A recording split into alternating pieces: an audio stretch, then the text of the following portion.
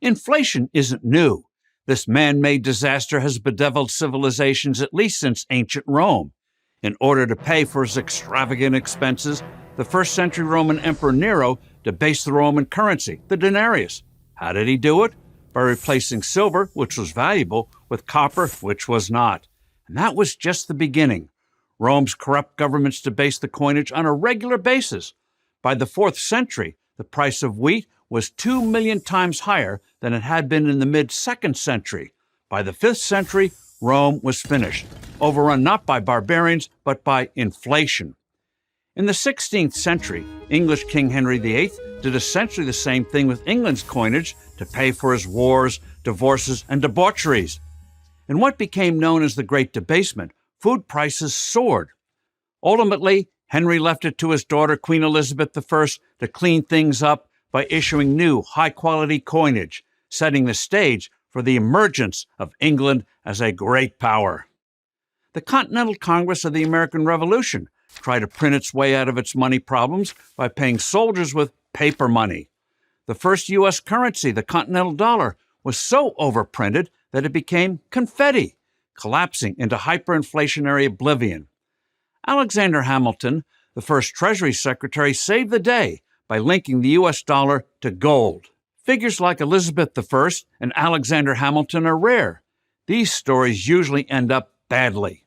In the 1920s, rampant money printing by the Weimar Republic in Germany led to hyperinflation, economic collapse, and ultimately the rise of Adolf Hitler. Argentina, once the most prosperous country in South America, has never really recovered from its wild money printing in the 1950s. And Zimbabwe, now one of Africa's poorest and most corrupt nations, is infamous for its $100 trillion bill. Look for the source of a society's collapse, and you'll usually find the I word. So what exactly is inflation? There are two types, non-monetary and monetary. When a hurricane slams the Gulf of Mexico, interrupting fuel production, the price of gasoline rises. This is non-monetary inflation. The rise of price is due to some external event. Over time, the market recovers and prices normalize. Monetary inflation is something entirely different. It's the distortion of prices that occurs when money loses value. It's that feeling that something isn't right. Why is my weekly grocery bill, which used to be $100, now $200? Because your money is losing value. It's not that bananas have suddenly become more valuable, it's that your money has become less valuable. This can happen rapidly, as we've seen since 2021, or slowly over time. For example, in 1970, a can of Coke cost a dime, a Big Mac 65 cents. 50 years later, a Big Mac is $5, and you'd be lucky to get a soda out of a vending machine for $2. Obviously, these products haven't changed. It's the dollar that's worth far less.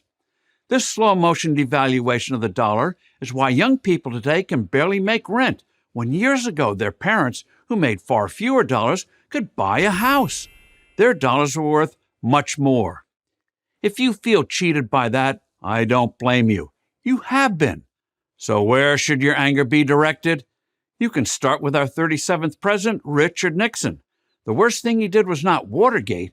It was taking us off the gold standard in 1971, which Alexander Hamilton had put in place 2 centuries prior. This allowed the federal government to print dollars more or less at will. Had the U.S. dollar stayed connected to the gold standard, it's estimated that today's economy would be at least 50% larger than it is. In a universe without inflation, you could buy that house. So what is the dollar's value linked to now, if not gold? Nothing more than faith. The faith that the money you have today will be worth the same tomorrow, next year, and the year after. But it becomes harder and harder to maintain that faith as the U.S. government prints trillions of dollars to pay for its outrageous spending. The most devastating effect of inflation is its impact on social trust. Money, after all, was invented to enable trade between strangers by providing a mutually agreed-upon unit of value. It is a facilitator of trust. Without that trust, trade, social relationships, and life as we know it ultimately unravel. So are we doomed to this fate? No. Just like England wasn't and America wasn't at its founding. We must once again Link the dollar to a stable anchor, gold, or some other trustworthy standard.